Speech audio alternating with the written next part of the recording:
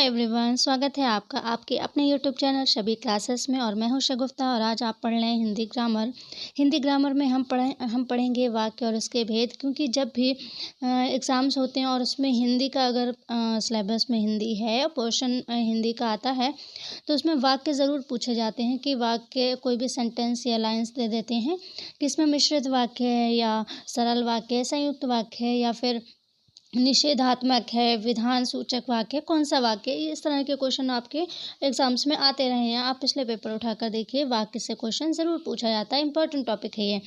यहाँ पर समस्या कहाँ पर होती है, वाक्य और उसके भेद जो अर्थ के आधार पर 8 भेद हैं, रचना के आधार पर 3 भेद हैं, कुल मिलाकर 11 भेद हैं वाक्य के। उनमें आपको कहीं पर भी कोई दिक्कत नहीं होगी। जो 8 भेद हैं बहुत इजी हैं, वो 8 भेद बहुत इजी हैं। अगर आपने उसमें जैसे विधान सूचक वाक्य है तो उसमें आपने ये देख लिया कि विधान सूचक वाक्य किसको कहते हैं, क्या उसमें होता है, तो फिर आप एकदम से पहचान लेंगे, उसमें कोई आपको दिक्कत नहीं होगी। वाक्य को पहचानने में उसके भेद में दिक्कत कहाँ होती है। जो रचना के आधार पर 3 भेद हैं, उनमें जो सरल वाक्य, संयुक्त वाक्य और मिश्रित वाक्य। तो सरल वाक्य भी आप बहुत आसानी से पहचान लेंगे, क्योंकि सरल वाक्य में एक ही सब्जेक्ट होता है और एक ही प्रेडिकेट होता है, मतलब एक ही उद्देश्य होता है और एक ही विधेय होता है। तो आप उसे आसानी से पहचान लेंगे। बहुत ही सिंपल वर्ड होता है, सिंपल वाक्य होता है सरल वाक्य। लेकिन संयुक्त वाक्य और मिश्रित वाक्य, दोनों ही वाक्य, दोनों ही सेंटेंस एक जैसे ही लगते हैं देखने में, इसलिए उसमें बहुत ज़्यादा कन्फ्यूज़न रहता है कि संयुक्त वाक्य है या मिश्रित वाक्य। और एग्ज़ाम्स में जो पिछले आप देखें अगर एग्ज़ाम्स के पेपर, तो उसमें लगभग संयुक्त वाक्य और मिश्रित वाक्य ज़्यादा पूछे गए हैं, क्योंकि इन्हीं में सबसे ज़्यादा कन्फ्यूज़न रहता है, क्वेश्चन गलत होने के चांस रहते हैं। लेकिन आपका आज के इस वीडियो के बाद आपका कोई कन्फ्यूज़न नहीं रहेगा संयुक्त वाक्य और मिश्रित वाक्य में। आप बहुत ही ईज़िली पहचान पाएंगे कि ये संयुक्त वाक्य है या मिश्रित वाक्य है, क्योंकि संयुक्त वाक्य में भी लगभग 2 वाक्य मिक्स होते हैं और मिश्रित वाक्य में भी ऐसा ही होता है। लेकिन क्या उसकी पहचान है, कैसे पहचानेंगे हम उसको कि ये संयुक्त वाक्य है या मिश्रित वाक्य है। बहुत ही ईज़िली आप उसको पहचान पाएंगे कि ये संयुक्त वाक्य है या मिश्रित वाक्य है। कोई आपको डाउट नहीं रहेगा, आप एकदम से सही क्वेश्चन का आंसर सही टिक करके आएंगे। तो वीडियो में बिल्कुल एंड तक बने रहे, क्योंकि आपको जो पहचान है, जो इसकी ट्रिक है, इसी वीडियो में ही बताई जाएगी। तो आप कहीं पर भी स्किप ना करें वीडियो को। हो सकता है आप जहाँ स्किप करें वही आपके लिए नुकसान का हो जाए, इसलिए वीडियो में बिल्कुल स्किप ना हो, एंड तक बने रहें। और फर्स्ट हमारे चैनल पर नए हैं तो चैनल को सब्सक्राइब ज़रूर कर दीजिए, साथ ही बेल आइकन को प्रेस करके ऑल पर क्लिक ज़रूर कर दीजिए। तो चलिए फ्रेंड्स, आज का वीडियो स्टार्ट करते हैं। तो वाक्य और उसके भेद पढ़ने से पहले हम ये जान लेते हैं कि वाक्य किसको कहते हैं। वाक्य और उसके भेद हम पढ़ रहे हैं, तो सबसे पहले हम ये जानें कि वाक्य किसको कहते हैं। तो 2 या 2 से अधिक पदों के सार्थक समूह को जिसका पूरा पूरा अर्थ निकलता है, वाक्य कहते हैं। कोई भी एक सेंटेंस दिया रहे लेकिन उसका पूरा पूरा अर्थ निकल रहा हो, कोई भी सेंटेंस दिया हो, अगर उसका पूरा पूरा अर्थ निकल रहा है तो वो वाक्य है। वाक्य एक सीधी सी डेफिनेशन है कि वो उसका पूरा पूरा अर्थ निकल रहा हो तो वो वाक्य है। उदाहरण के लिए, सत्य की विजय होती है, ये कंप्लीट वाक्य है कि सत्य की विजय होती है। समझ में आ रहा है हमें इसका अर्थ कि हाँ, ये इसका पूरा पूरा अर्थ निकल रहा है, सत्य की विजय होती है, पूरा कंप्लीट सेंटेंस है, तो ये पूरा एक वाक्य कहलाएगा। एक वाक्य है क्योंकि ये पूरा एक वाक्य है क्योंकि इसका पूरा पूरा अर्थ निकल रहा है। किंतु अगर हम यही बात ये बोलें कि सत्य विजय होती है, सत्य विजय होती है, तो ये क्या कुछ सही लग रहा है, सेंटेंस बिगड़ा हुआ सा लग रहा है, कुछ इसका कुछ नहीं लग रहा है, ना ही इसका कुछ समझ में अर्थ ढंग से आ रहा है। तो ये क्या है, ये वाक्य कहलाएगा नहीं, ये वाक्य नहीं कहलाएगा। वाक्य वो कहलाता है जो कि जिसको वर्तनीय शुद्धि उसमें हो और कोई अशुद्धि ना हो, उसका क्रम भी सही हो और पूरा पूरा अर्थ निकल रहा हो उसका, वो वाक्य कहलाता। अब यहाँ पर सत्य विजय होती ना ही इसमें है लिखा है, ना ही क्रम से है, तो ये वाक्य नहीं कहलाएगा। वाक्य क्या कहलाएगा, सत्य की विजय होती है, सत्य की विजय होती है, ये एक वाक्य है। सत्य विजय होती है कोई वाक्य नहीं है। तो वाक्य क्या है, ये समझ में आ गया। अब देखिए, वाक्य के 2 अंग हैं, उद्देश्य और विधेय। क्योंकि कोई भी वाक्य हो, किसी भी तरह का वाक्य हो, उसमें उद्देश्य होता है और विधेय होता है। उद्देश्य मतलब सब्जेक्ट, या उसको कर्ता भी आप कह सकते हैं, सब्जेक्ट। तो कोई भी एक सेंटेंस दिया होगा, उसमें एक उद्देश्य हो, बाकी जो कुछ भी होता है वो सब विधेय कहलाता है, यानी प्रेडिकेट कहलाता है, जो भी होता है सब। तो इसमें कई बार ऐसा होता है कि एक उद्देश्य है, कई बार ऐसा होता है दो उद्देश्य हैं, कई बार एक होता है सेंटेंस में कि एक ही प्रेडिकेट यानी एक ही विधेय होता है, कई बार एक से ज़्यादा भी विधेय हो सकते हैं। तो वो अलग-अलग आप अभी भेद देखेंगे कि किसको हम संयुक्त कहेंगे, मिश्रित कहेंगे, क्या कहेंगे, वो अलग देखेंगे आप। तो वाक्य के अंग कितने हैं? 2 हैं, उद्देश्य और विधेय। कई बार ऐसा होता है कि क्वेश्चन में ये नहीं पूछा जाता कि ये संयुक्त है, मिश्रित है, सरल वाक्य, ये नहीं पूछा जाता। सीधे-सीधे यही पूछ लेते हैं कि वाक्य के कितने अंग हैं, या फिर ये पूछ लेते हैं कि अर्थ के आधार पर वाक्य के कितने भेद हैं। कई बार तो ये पूछ लेते हैं कि अर्थ के आधार पर वाक्य का इनमें से एक भेद है, और 4 ऑप्शन दे देंगे। उनमें से 1 होगा और 3 नहीं होगा, तो इसके जो भेद हैं उनके आपको नाम भी याद रखने होंगे। जो 11 हैं, तो 11 में 3 तो बहुत आसान है, सरल और संयुक्त और मिश्रित, ये 3 तो बहुत आसान है। तो 8 के आपको नाम याद रखने हैं, वो बहुत ही सिंपल है, अभी आप आगे देखेंगे, कुछ उसमें नहीं है, आप 2-3 बार कहेंगे याद हो जाएंगे। वाक्य के 2 अंग हैं, उद्देश्य और विधेय। उद्देश्य किसको कहते हैं? उद्देश्य कर्ता को कहते हैं, यानी सब्जेक्ट को कहते हैं, और कर्ता के अलावा जो भी बात वाक्य में कही जाए उसे विधेय कहते हैं। जैसे कि अभी बताया, उद्देश्य को छोड़कर जो कुछ भी है वाक्य में वो सब विधेय कहलाता है, यानी प्रेडिकेट कहलाता है। वाक्य के जो भेद हैं वो 2 प्रकार से किए जा सकते हैं, अर्थ के आधार पर और रचना के आधार पर। ठीक है, वाक्य के भेद कितने प्रकार से किए जा सकते हैं? तो 2 प्रकार से किए जा सकते हैं, अर्थ के आधार पर और रचना के आधार पर। और वाक्य के अंग कितने हैं? वो भी 2 हैं, उद्देश्य और विधेय। ये चीज़ क्लियर हुई इतनी। अब देखते हैं वाक्य के जो भेद हैं जो कितने प्रकार से किए जा सकते हैं? 2 प्रकार से, अर्थ के आधार पर और रचना के आधार पर। तो सबसे पहले हम देखते हैं अर्थ के आधार पर। अर्थ के आधार पर जो वाक्य के भेद हैं वो 8 भेद हैं, और रचना के आधार पर 3 भेद हैं। सबसे पहले हम 8 भेद देखते हैं जो अर्थ के आधार पर हैं। तो अर्थ के आधार पर वाक्य के 8 भेद हैं, और कौन सा है पहला, ये देखिए आप, विधानवाचक वाक्य। आपको ये नाम 1, 2, 3 बार कह लेंगे, आप याद हो जाएंगे 2-3 बार इसको कहने से। विधानवाचक वाक्य, निषेधवाचक वाक्य यानी जिसको नेगेटिव बोलते हैं इंग्लिश में, वो होते हैं ये प्रश्नवाचक वाक्य, इनको भी आप देखते ही पहचान लेंगे। विस्मयादिवाचक, ये भी देखते ही पहचान लेंगे। आज्ञावाचक, ये भी। इच्छावाचक, संकेतवाचक। जो 8 भेद दिए हैं अर्थ के आधार पर, वो उनमें आपको कोई दिक्कत नहीं होगी, अभी आप उदाहरण देखकर ही समझ जाएंगे। ये सभी आप पहचान सकते हैं बहुत आसानी से। तो ये आपको नाम भी याद रखने होंगे, क्योंकि कई बार इस तरह का क्वेश्चन भी आया है कि अर्थ के आधार पर इनमें से वाक्य का एक भेद है, और 4 ऑप्शन दे देंगे। मान लीजिए वो विधानवाचक वाक्य की बात कर रहे हैं कि विधानवाचक एक लिखा होगा ऑप्शन, विधानवाचक वाक्य, बाकी कुछ भी लिख देंगे। इन 8 में से नहीं होंगे, और वो कुछ भी होंगे, लेकिन अगर आपको पता ही नहीं होगा कि वो 8 कौन से भेद हैं, तो आप उनमें से कैसे चूज़ करेंगे? इसलिए आपको ये जो 8 भेद हैं इनके नाम भी याद रखने होंगे। तो आप, क्योंकि ज़रूरी नहीं आपसे यही पूछ लें कि इसमें कौन सा भेद है, आप ये भी मतलब ये नहीं पूछ सकते कि संयुक्त है, मिश्रित है, ये भी पूछ सकते हैं। लेकिन कई बार तो ऐसा हुआ है पिछले एग्ज़ाम्स में कि ये चीज़ें ना पूछकर उन्होंने ये 8 जो भेद हैं इनके ही बारे में पूछ लिया है, तो इनके नाम आप ध्यान रखें।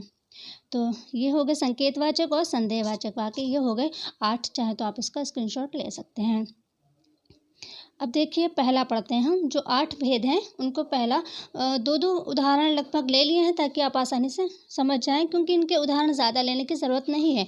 आपको जो लास्ट में चीज़ें समझना है वो संयुक्त और मिश्रित को समझना है, क्योंकि इनमें कुछ भी नहीं है, अभी आप खुद देखेंगे। तो देखिए विधान सूचक वाक्य यानी पहला जो 8 भेद है उनका पहला है, वह वाक्य जिससे किसी प्रकार की जानकारी प्राप्त होती है वह विधानवाचक वाक्य कहलाता है। बहुत ही सिंपल है, विधानवाचक जिससे कोई जानकारी प्राप्त हो, कोई भी सेंटेंस हो, कोई भी ऐसा वाक्य हो जिससे हमें कोई जानकारी प्राप्त हो रही है, तो वह विधान सूचक वाक्य कहलाता है। जैसे भारत एक देश है, इससे हमको एक जानकारी प्राप्त हो रही है कि भारत एक देश है। राम के पिता का नाम दशरथ है, दशरथ अयोध्या के राजा हैं। इनसे क्या हो रहा है, इनसे हमको एक जानकारी प्राप्त हो रही, और ये वाक्य भी अपने आप में ऐसा लग रहा है जैसे कि ये जानकारी दे रहा है। तो ये कौन सा हो जाएगा, विधान सूचक वाक्य हो जाएगा। क्योंकि विधान सूचक वाक्य में क्या होता है, ऐसे वाक्य होते हैं जिनसे हमको जानकारी मिलती है, वो वाक्य कौन से होते हैं, विधान सूचक वाक्य। इतने मुझे लगता है काफ़ी हैं उदाहरण, और ज़्यादा उदाहरण लेने की ज़रूरत नहीं है। इसमें क्या है कि जानकारी अगर मिल रही है किसी भी ऐसे वाक्य से जिससे कोई जानकारी मिल रही है, वो विधान सूचक वाक्य हैं। ऐसे बहुत से हैं, और देखते ही आप पहचान लेंगे, तो उसके उदाहरण लेने की ज़रूरत नहीं है। नेक्स्ट है निषेधवाचक वाक्य, इसमें भी क्या होता है, नेगेटिव जो सेंटेंस होते हैं वो होते हैं। जिन वाक्यों से कार्य ना होने का भाव प्रकट होता है उन्हें निषेधवाचक वाक्य कहते हैं। जैसे मैंने दूध नहीं पिया, मैंने खाना नहीं खाया। इसमें नहीं शब्द जो है वो बीच में ज़रूर लगा होता है। वाक्य में नहीं शब्द लगा है तो वह निषेधवाचक वाक्य ही होगा। ठीक है। प्रश्नवाचक वाक्य क्या होता है, वह वाक्य जिसके द्वारा किसी प्रकार प्रश्न किया जाता है वह प्रश्नवाचक वाक्य कहलाता है। जैसे भारत क्या है, राम के पिता कौन हैं, दशरथ कहाँ के राजा हैं।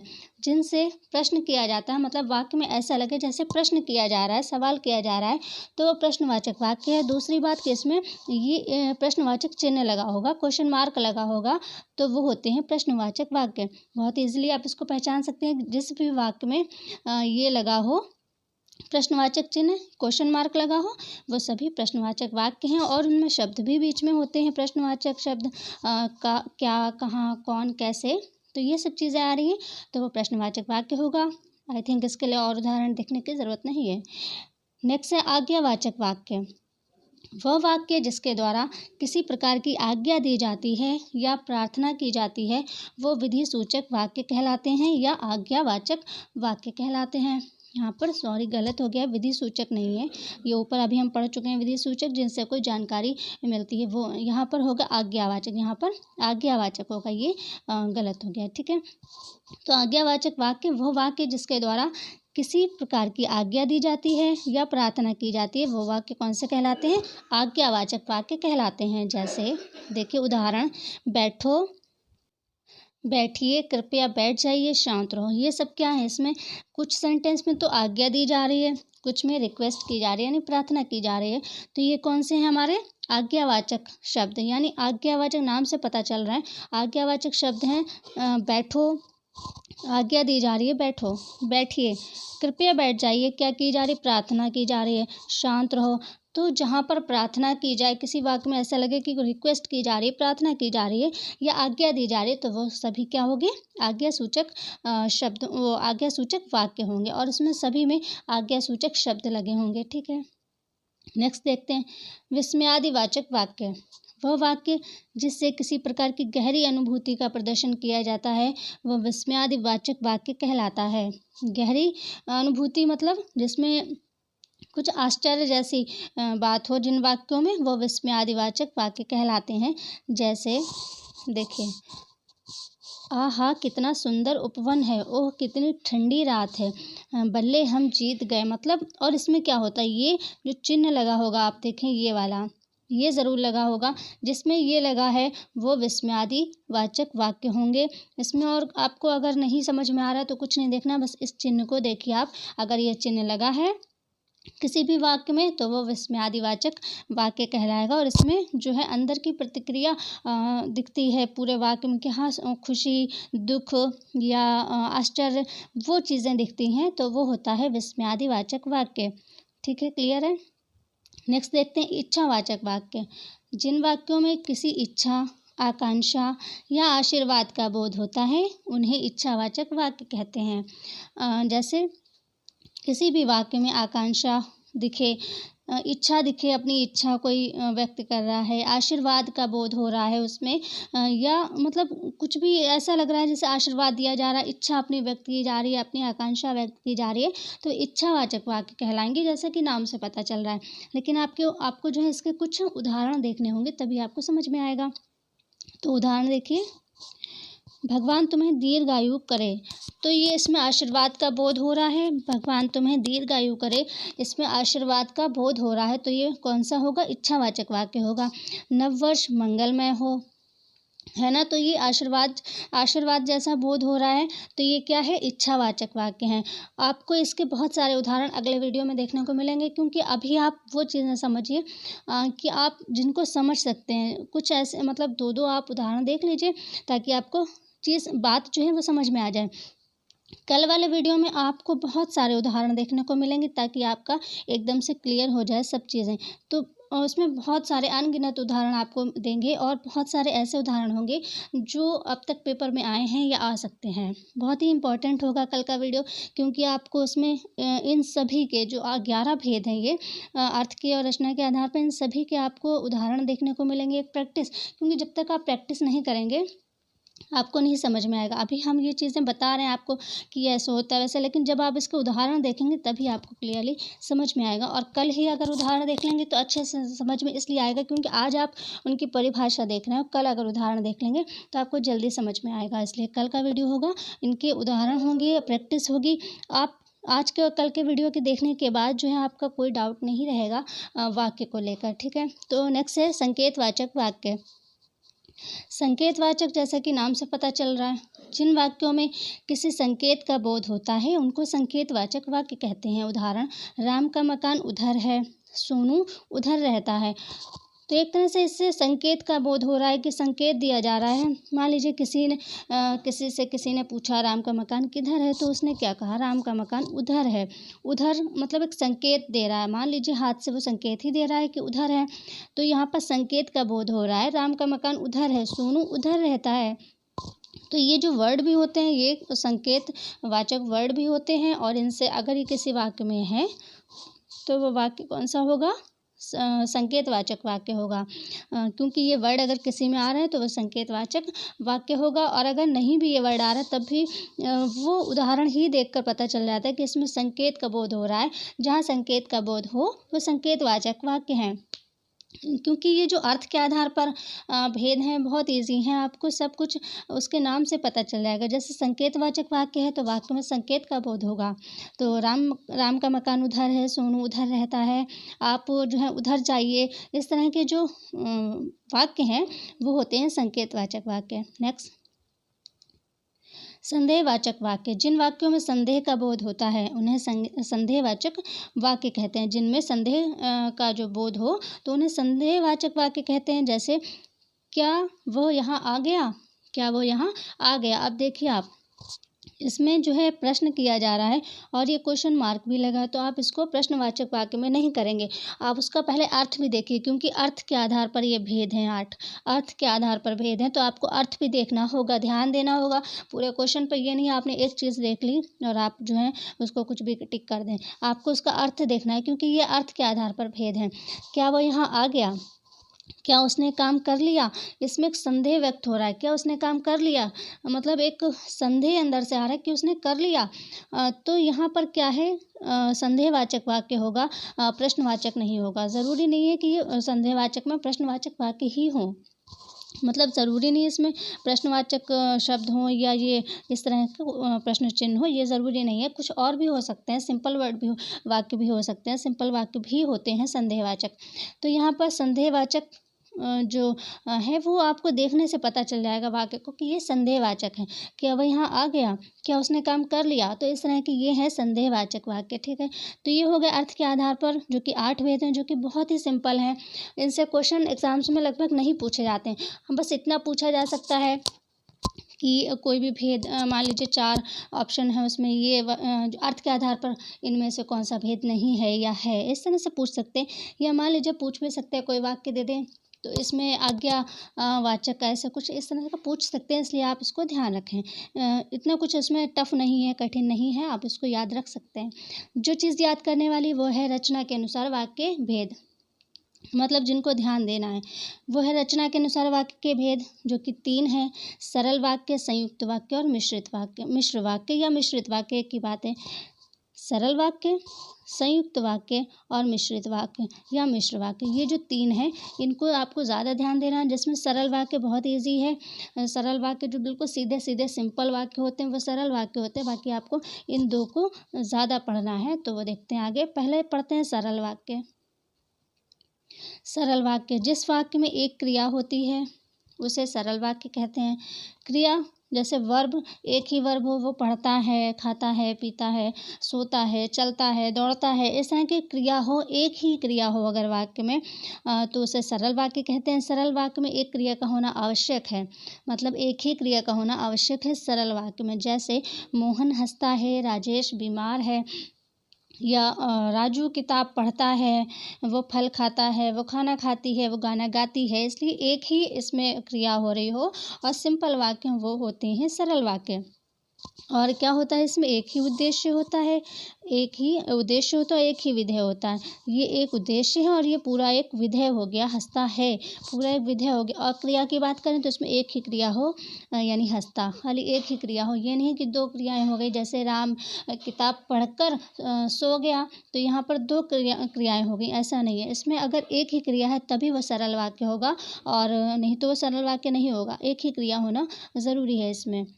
मोहन हंसता है, राजेश बीमार है, या मतलब कुछ भी हो सकता है जिसमें एक ही क्रिया हो। जैसे सीता गाना गाती है, तो एक ही इसमें क्रिया है अगर, तो सरल वाक्य है। नेक्स्ट है संयुक्त वाक्य।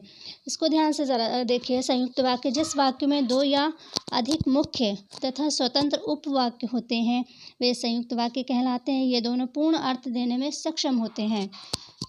जो संयुक्त वाक्य होते हैं उसमें क्या होता है, जो पूरा एक वाक्य दिया रहता है उसमें लगभग दो वाक्य जुड़े रहते हैं, उपवाक्य जिसको बोलते हैं। दो उपवाक्य लगभग होते हैं और दोनों ही पूर्ण अर्थ देने में सक्षम होते हैं, वो होते हैं संयुक्त वाक्य। जैसे राम बाजार गया और संतरे लाया।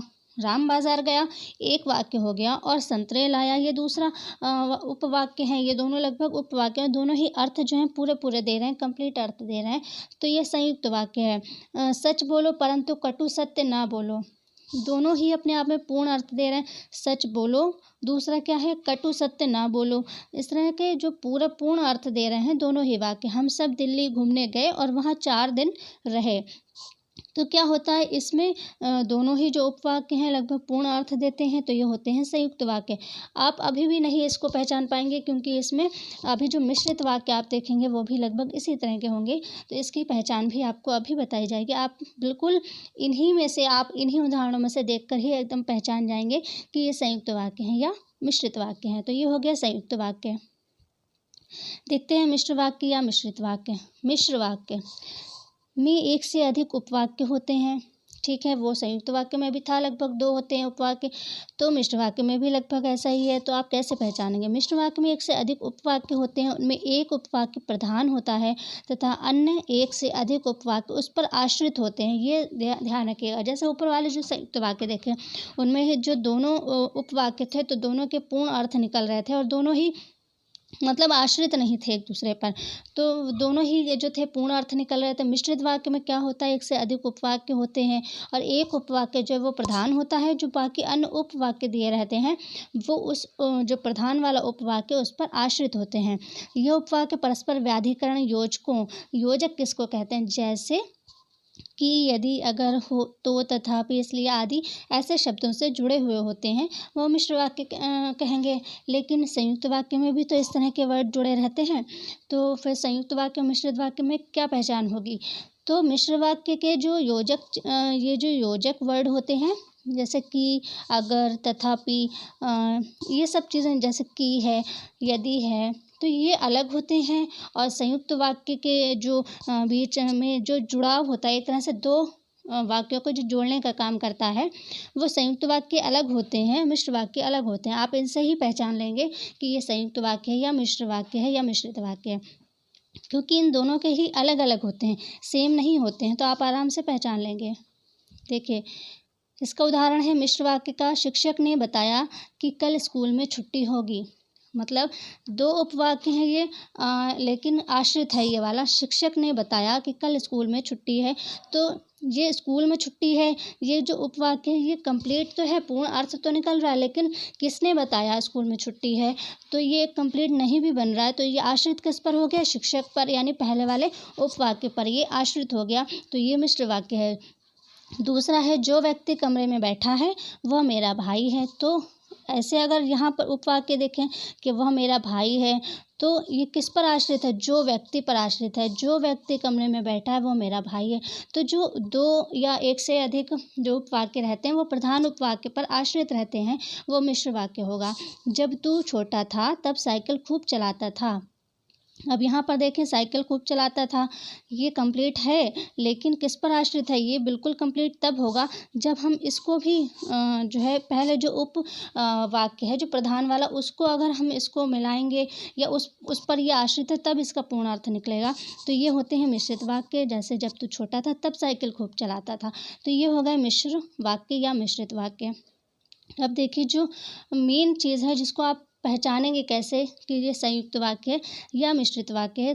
कुछ चीज़ें ऐसी होती हैं जो एक से वाक्य लगते हैं, आश्रित भी लगते हैं, लेकिन वो संयुक्त वाक्य होते हैं, क्योंकि आश्रित होता है मिश्र वाक्य में। लेकिन कुछ वाक्य ऐसे होते हैं जो लगता है कि ये पहले वाले उपवाक्य पर आश्रित है, लेकिन वो होते संयुक्त वाक्य हैं। तो कैसे पहचानेंगे? चाहे तो आप इसका स्क्रीनशॉट भी ले लें। ये जो होते हैं संयुक्त वाक्य की पहचान, यानी जो संयुक्त वाक्य जो भी वाक्य होंगे उनमें जो बीच के जो दो उपवाक्यों को जोड़ने का काम करता है, वो कौन से वर्ड करते हैं? पर, या, और, इसलिए, तो, नहीं तो, किंतु, परंतु, जो, एवं, तथा, अथवा, अतः, फिर भी, लेकिन आदि शब्द वाक्य में आए तो वह संयुक्त वाक्य होगा।